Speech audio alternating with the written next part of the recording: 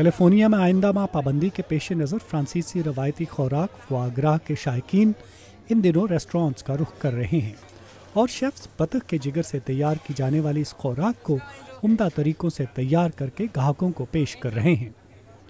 मगर चंद ही हफ्तों में कैलिफोर्निया में इस खुराक का इस्तेमाल गैर कानूनी हो जाएगा।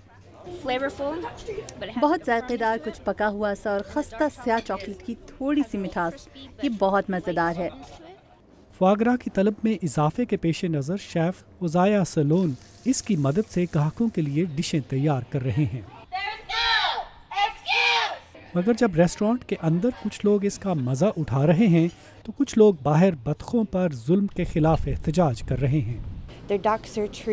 बत्तखों पर बहुत ही जुल्म किया जाता है। खुराक उनके पेट में डालने के लिए 10 इंच लंबा लोहे का पाइप दिन में 3 मरतबा उनके गले में ठूंसा जाता है। जानवरों के तहफ़्फ़ुज़ के लिए काम करने वाली तंजीम animal protection and rescue league की बनाई हुई एक वीडियो में बतखों को ज़बरदस्ती खुराक देते हुए दिखाया गया है। तंजीम का कहना है कि इस तरीके से परिंदों की मौत भी वाक़ई हो सकती है। कैलिफोर्निया में फ़ुआ पर पाबंदी ऐसे वक्त लगाई जा रही है जब जानवरों के तहफ़्फ़ुज़ के लिए काम करने वाली 4 तंजीमों ने अमरीकी महकमा ज़राअत के ख़िलाफ़ हर्जाने का दावा किया है। उनका कहना है कि बीमार परिंदों से खुराक हासिल करना गैर कानूनी है। मगर कुछ रेस्टोरेंट्स ये पाबंदी ख़त्म करने के लिए मुतहरिक हैं और कुछ शेफ्स जैसे रसल जैक्सन इसे लंबे अरसे तक महफूज रखने के लिए नए नए तरीके निकाल रहे हैं।